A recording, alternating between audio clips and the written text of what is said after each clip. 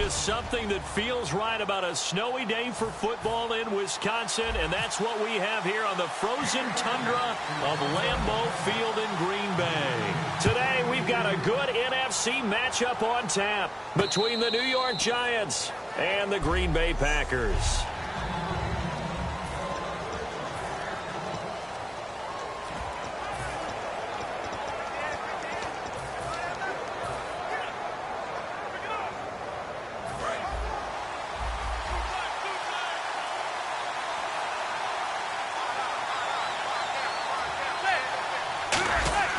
On 1st and 10, here's Manning. He's got the hook up to Odell Beckham.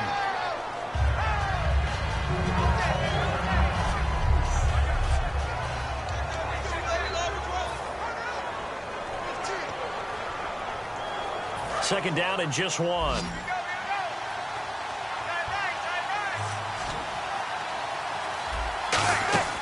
On second down, here's Manning. And that one got tipped, kind of threw everything off. It brings up third.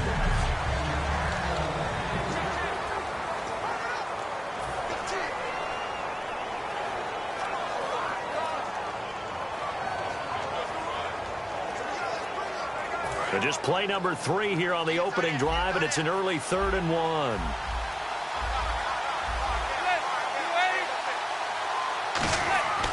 Manning to throw. Rush coming, and he's taken down. The 6-time Pro Bowler, Clay Matthews, in there to drop him for a 4-yard loss, and it'll be 4th down. Whenever you see a team deciding to throw the ball on 3rd and 1, as a defensive player, my mindset is we've got them now, and that's why they dialed up the blitz and got after him. But occasionally, you want to pass it on 3rd and 1. I mean, not a lot for sure, but sometimes just to keep the defense guessing. Oh, no doubt. You want to break tendencies as you go along with the game because you don't want them to just say, oh, 3rd and 1, we know exactly what they're going to do.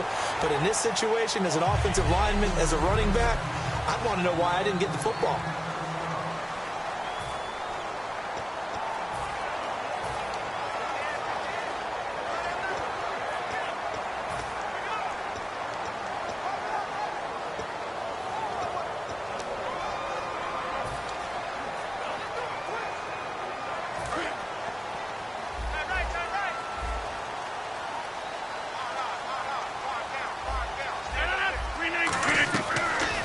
First down, Rodgers. And the giant rush gets home as down he goes. Jasper Brinkley in there to get him for a loss of 5. Man, he got in there so quickly, Charles. What could the offense have done to adjust and account for that? But what you're hoping is that you figure out and you see and get a clue that maybe there's going to be some pressure coming at you. And you change the blocking schemes. Maybe you go to max protection. The biggest one is maybe you bring your running back in to try and keep you clean. But in that case, that didn't happen. 0 accountability, and a sack resulted. And the offense looking to pick up the first down after the second down incompletion. On 3rd and long, it's Rodgers. Got a man, and he hits him in stride. And he'll be taken down, but not before he gets into enemy territory. Well, for teams that like to play man coverage, running corner routes can be tough on them because of the ability of getting into it. Sometimes you're squaring it off. Sometimes you're just rounding it. Sometimes there's a fake. Sometimes there's not. That makes it very, very difficult for a DB to stay with it. To throw, it's Rodgers. Oh, the ball comes out on the hit, but they'll say it's incomplete.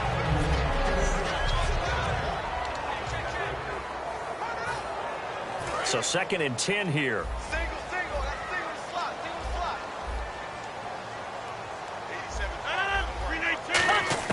Back to the air on 2nd down. It's Rodgers. And he completes it to Jordy Nelson. Dashing through the snow. Touchdown, Packers. Jordy Nelson, 45 yards. And the Packers have taken the early lead. And a short pass, but it leads to a long run after the catch and a touchdown. And that's part of their game plan, to get this receiver in space with an opportunity to make moves and turn it into something bigger.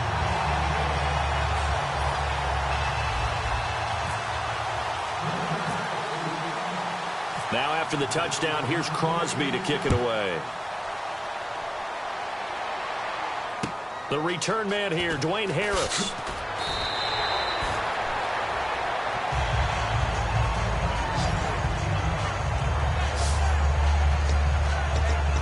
Here's the Giant offense now making their way back out onto the field. And the first drive, 3 and out. Second possession, see if they can get a little momentum.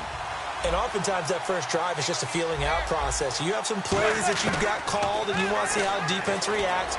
It may not go terrific on the first one. Now they're ready to go. They've kind of got to look at them, got a sense. Let's see if they open things up a little bit. See if they open things up. Let's see what the defense does here, too, after a good stop.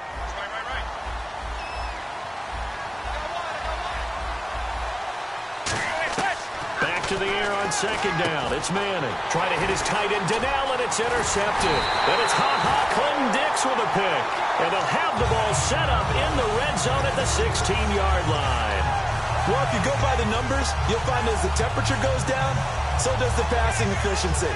And now that we're in December, even the routine throws are going to be harder for the quarterbacks.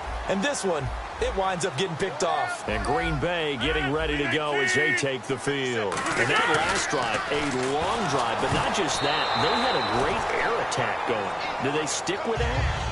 I would think that they would, because if they were confident enough to do it on the last drive, starting backed up in their own territory, why would you change anything? They've got to be confident about what they're presenting and continue to do so. Yeah, because the secondary, they really look clueless. And that was amazing because that drive went and went, no adjustments, and no big plays by the defense to knock the ball away. And incomplete there. A nice hit, jars the ball free, and brings up third down. Everything looked right on that play except the conclusion. He dropped it, an in route, going into a little bit of traffic. Maybe in the back of his mind, he was wondering where the hit was going to come from. Throwing is Rodgers on third down. Into double coverage, and it's intercepted. A great read, and it's picked off. And a big turnover there as his guys will get the football back. They told us repeatedly earlier in the week in our meetings, we need some plays from our defense here on the road early. They got one. And don't think they were above all week long pointing out to their defense that the other defense is rated higher than them. You going to let that happen, guys? Is that how we're going to play? And they responded to the challenge. Over the middle to Beckham. And they'll get him down up past the 15, just shy of the 20. 17 yards on the pickup there, and the drive will continue. But that's the Kickstarter right there. Eli Manning finding his guy, Odell Beckham Jr. Yeah, it's a deadly combination, isn't it? It really is, but what really makes it work is just how unflappable Eli is with his demeanor, able to maintain his calm and his poise. Because we know, OBJ, he can run pretty hot and get excited out there. Sometimes just one-handed grabs for him. It doesn't matter what it is. Just throw it up there. He'll go get it. So they're still at the original line of scrimmage here. Second down and 10.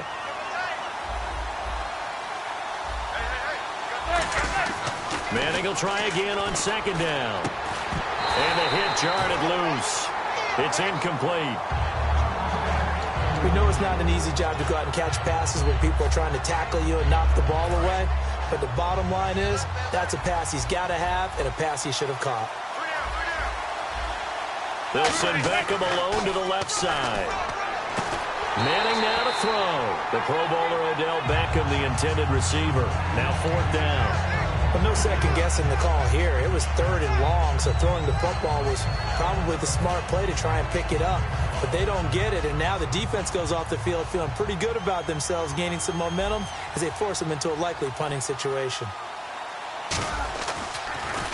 And here's a very low-line drive, almost whiffed on it. And this ball is going to be touchdown just shy of midfield. The Packers offense now, they get ready to head back on the field. And they had a nice little drive going last time. Threw the interception in the red zone. Costly.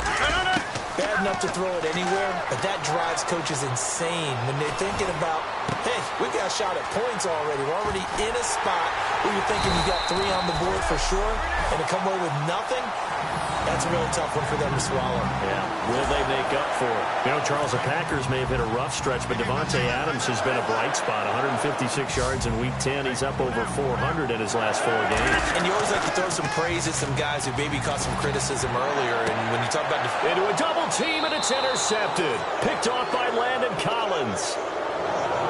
Well, your first drive of the first quarter, you get it down there, try to fire it in the end zone, and big-time deflation on that play. No doubt about it. They're moving and grooving and getting into position, and this is not the ending that they saw on this drive, is it? They had things going their way. Caught left side, it's Beckham. And he's going to get this one across the 30-yard line.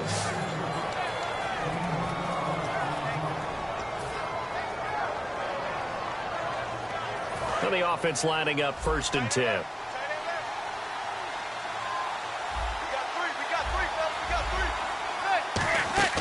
On 1st and 10, here's Manning. Trying to get it to Beckham, and it's intercepted. A great read, and it's picked off. And they are going to set up sharp at the 40-yard line. Sometimes I think even Eli falls into the trap of thinking that Beckham can catch anything.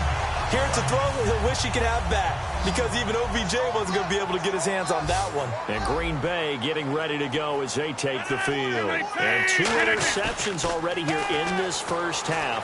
That's got to affect him a little bit, right? He's got to be thinking about it.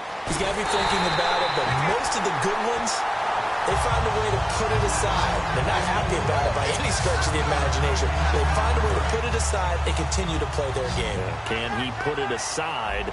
Let's find out. Nelson, a career-high 12 catches in that Week 10 loss. You know, he became the 4th Packer this year to catch 10 or more balls in a game. Davante Adams, Randall Cobb. And Rodgers intercepted a 3rd time. Picked off by Dominique Rodgers-Cromartie. And a big turnover there as his guys will get the football back. Well, that's 3 picks he's now thrown in this game. And I know this, the holiday season, because here we are in December. Right, it is the season of giving. Maybe for his own sake after the game, he may have to announce that he's donating certain amounts to charity for each interception that he threw. That was a nicely run slant route, and what the receiver's trying to do is make the defender think he's going upfield for a deeper route, and then breaks it off, usually after about 3 to 4 steps, and cuts towards the middle. Alongside Charles Davis, I'm Brandon Gaudin, and it's the Giants with the football here as we begin quarter number 2. They're looking at a 2nd and short yardage to start things out. Manning to throw on 2nd down. Cruz has it over the middle. And he's able to get out to the 32, brought down there. It's a gain of 4 there, and it gives him a new set of downs. In so many ways, throwing the hitch route is actually one of the safer things an offense can do. Get the ball out to the receiver as fast as possible, hope he's got man-to-man coverage, and hope that his athleticism wins on the perimeter. Manning now on 1st down. It's caught by OBJ. And getting this just shy of midfield, they'll spot it at the 49.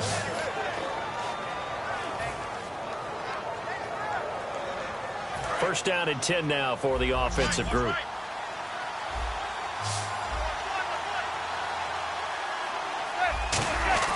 On 1st down, Manning over the middle here to Donnell. That throw good for 4. It's 2nd down. And there's another completion to the tight end. And let's face it is hard to overthrow a 6'6" target. It is indeed. Quarterbacks like their speed guys. They like that huge 6'6" target that they've got in him. They really do, and it reminds me of what one great tight end told me once. He told his quarterback, just make sure you throw it up there, you know, kind of like put it up on the top shelf where the kids can't get it. I know that interception was dropped, and it would have been their 3rd of the game, and I will guarantee you, in the huddle, on the bench, all the defensive guys have been talking about is, we've got this guy right where we want him. Who's going to get the next one? It almost becomes a challenge, and they've missed a golden opportunity.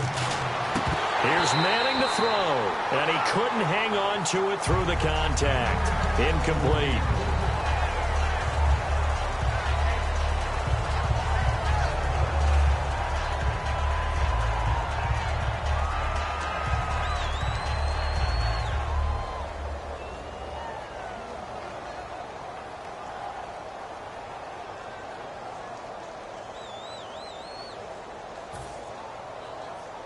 Here's Brad Wing now as he's on to punt for New York.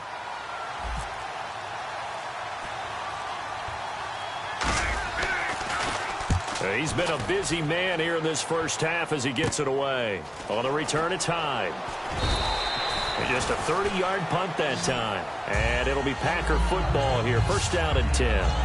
And Green Bay getting ready to go as they take the field. And 3 interceptions in this game. And I would have to think, I wasn't a quarterback, but number 4 is kind of, oh, you're like, oh, man, I can't throw 4. No, what's interesting is, what do the coaches decide to do now? Having thrown 3, do you alter your offensive strategy? Do you take the ball out of his hands and maybe turn to the running game? Or do you have that supreme confidence that he's going to turn things around? We'll see what they do. Over the middle, that's caught by Adams. And he's brought down after a good game. Well, even after all those interceptions, he's not deterred, still confident to go deep at work there. I think all the old rules about playing that position still apply. If things go wrong, you still act like you're the best player out on the field. You still carry that supreme arrogance with you and continue to fire the ball. I've seen guys have games like this, and this is where you find out if you're great or not. Can you overcome some interceptions and still lead your team to victory? A good pickup there at 22. An ex-teammate used to tell me all the time, I hate experienced quarterbacks because no matter what, you really can't hide what you're doing. And I think that right there, he knew right away where the blitz was coming from, where his primary guy was going to be, and he ended up going to a secondary target for a nice game. I was just going to ask you, that wasn't the primary target, and he's so good at that, isn't he? I think he knew right away that he wasn't going to get to his primary guy. I think he read that as soon as he got to the line of scrimmage, knew where the pressure was going to come from, and said, I know how to beat that, and that's what he did. So in the second quarter, he's already up over 100 yards receiving now. And isn't 100 the magic number for a really good game for a receiver? So he got a chance to really shatter that and have a profound effect on this game. Jared Cook, the tight end, was the target. And that'll bring up second down. Not too many things get to a quarterback of this magnitude, but I think it's safe to say that pressure can get to any quarterback. Now, he's obviously a great franchise quarterback, but felt the pressure, threw it incomplete. Second down now after the incompletion.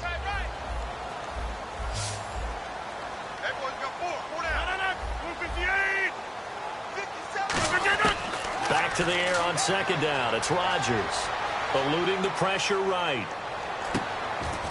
And his pass is intercepted for the 4th time today. Picked off by Janoris Jenkins. And a big turnover there as his guys will get the football back. We haven't even escaped the first half, and he's already thrown 4 picks. And Brandon, back in the good old days, probably back before you were born, if your starter threw 4 in the first half, he might throw 8 or more for the game because they weren't going to pull him out. But nowadays, the patience level isn't quite there. He's going to have to make some real adjustments, or the backup may see some time. 2 minutes to play here in the first half. We're back to Lambeau following these words.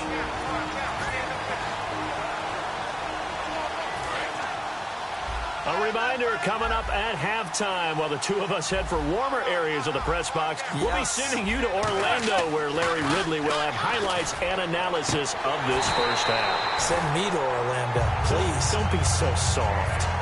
Okay, that incompletion gives me a chance to get your thoughts on Cleveland.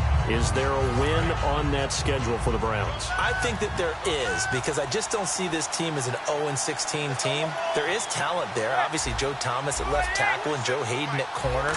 And they've got some players on the squad. But the bottom line... And for the 3rd time here in this half, it's intercepted. Picked off by Morgan Burnett. And a terrific return there. They're finally able to corral him down near the 11-yard line. That interception sets them up beautifully already in the red zone. And you can hear it all the way up here. Oski, everyone turned to block, find a spot, and now they're set up inside the red zone for their offense. The Green Bay offense now about ready to take possession here. And the interception thrown in the red zone last time. We'll see if they can rebound. I just have to think the last thing he said as they went back out there was, don't do that again. What do you think? What do you think? Yeah, I think that. I think that not only did he say that, but he also told him, let's put it in the end zone that it's supposed to be in, all right? The end zone we're trying to score.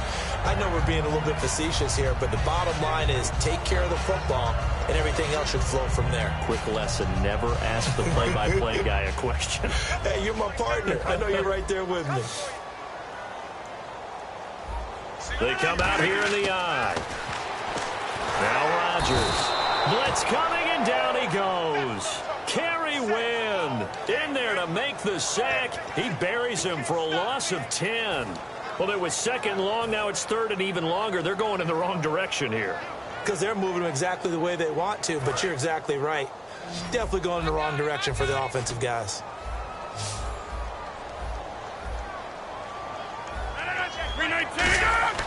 On third and long, it's Rodgers. That is caught inside the 5. They do get 18, but even that won't be quite enough. It's fourth down. And now with that completion, he's north of 200 yards here in the first half. And he's going to break our statistician, Marvin, isn't he? Because Marvin right now is just tallying it up. Hope his hand doesn't hurt too much doing this, or he keeps hitting the calculator. But my goodness, what a start he is off to. By the end of this game, he could have monster numbers. He just wants to continue to be accurate. So give them 3 there. A good drive gets them inside the 5, but they couldn't punch it in. And credit this defense, too. That was the old bend but don't break approach. But it kept the offense out of the end zone. It's a very short kick, taken right at the 20. And they're going to start this drive in pretty good shape as they get it up past the 30. The Packers defense here getting ready. And the interception the last time, their third takeaway of the game, Charles. They're just flocking to the football so well. And not only are they doing that, they're making big-time plays and taking it away from them. And his pass is intercepted for the 4th time today. Picked off by Sam Barrington. And he's able to get it back to right around the 27. So that's back-to-back drives where they've thrown an interception. Ordinarily, we look at the offense and say, what's going on with your scheme? Maybe we should look at the defense and just give them a whole lot of credit. They've got them frustrated right now. Now Rodgers. And now here is another interception. A great read, and it's picked off. And a big turnover there as his guys will get the football back. The interception woes, they just continue to mount. He's thrown 5 picks. At this point, you got to be thinking, is it something between the ears? I think a confidence hit does occur once you start getting those numbers up there a little bit. But as you and I both know, it's not always just one guy's fault. Maybe somebody ran a wrong pattern. Maybe some balls were tipped. It could be so many different things. Bottom line, though, it comes back to the guy throwing them. You know, I did want to ask you about the game you called this past weekend, Week 10. You had 15 punts in that contest between the Jets and Rams. Lachlan Edwards for the Jets. The star of the day was Johnny Hecker for the Rams, averaged over 50 yards a punt, including a 78-yarder. And when you uncork a 78-yard punt, you should dance like their fellow punter, Marquette King of the Oakland Raiders. He dances like no one is watching. Well, you made it sound like it was a great game. There's only 1 touchdown, 3 field. And my goodness, another interception. And it's Clinton Dix with a pick. And a potential turning point as they'll get the football in very good field position late in this first half. And that's now the second time he's picked off a pass here in the first half alone. Again, another great read defensively. And you just see him get in the right position to make the play and get his guys the football back. And he takes a shot on the release as this will be incomplete. It's a tried-and-true formula, and I don't think it'll change for as long as we play football. If someone's trying to throw the ball and you can put pressure on them and make it tough, that's only going to help your defense. Yeah, he's since being hurried. He got rid of it before taking the hit, but incomplete. Dancing to his left. And now here is another interception. Picked off by Landon Collins. And his guys have got it back at the closing stages of the first half. What a nightmarish game he's having now. 6 interceptions that he has thrown. Absolutely unbelievable, isn't it? Hard to believe we're watching this and have seen. And my goodness, another interception. Picked off by... And now due to apparent time constraints, we fast forward to the beginning of the second half.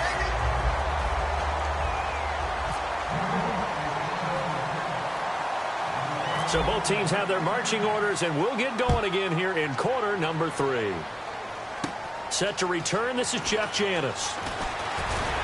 And he'll take it up past the 25 to the 26-yard line. The Packer offense now ready to get back onto the field. They built a good first-half lead. Now they have a chance to add on to it. And what I'm thinking is that the offensive staff spent the entire halftime just working with them on, here's what we think they're going to do to attack us in the second half. Nice first half that we've had, guys, but be prepared for some change-ups. We're going to see them when we kick it off in the second half. See how they handle any adjustments that might be made defensively. Of course we think of Aaron Rodgers as a pocket passer, but you and I both know this guy's a pure athlete. He can get outside and make plays with his legs as well. I showed it right there, outside of the pocket and on the money. Forced out to his left. Toward the sideline, and look at that catch. Dragging the toes, and that's going to be a first down. Well done. On any given pass play, you never know exactly where your exit points are going to be.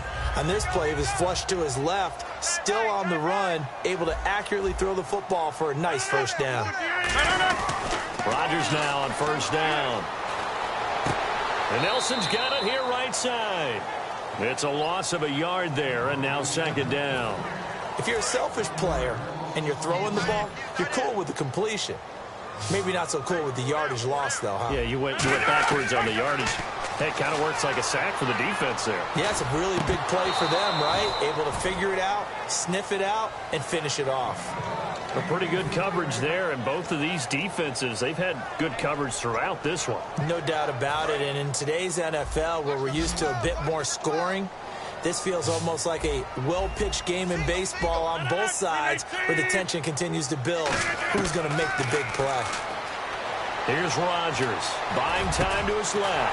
And Adams has it, complete. And he's able to pick up the first down here before he goes down at the 26. And fits the exact right word. Over the middle, there's almost always traffic, so anytime you're a receiver in that area, you're not just focused on catching the football. You're wondering where the collision's going to come from, right? Because there's almost always someone there able to concentrate, catch it. And no escaping this time as he'll go down. They got him for a sack. J.T. Thomas, the outside linebacker, drops him for a loss of 6. Well, they go play fake. The problem is nobody was faked out. And when no one's faked out, what's the end result? Quarterback gets hit. Now Rodgers throwing on second down. Flush to his right. Everett with it over the middle. And now look at this. Big gain, but a fumble. And a big turnover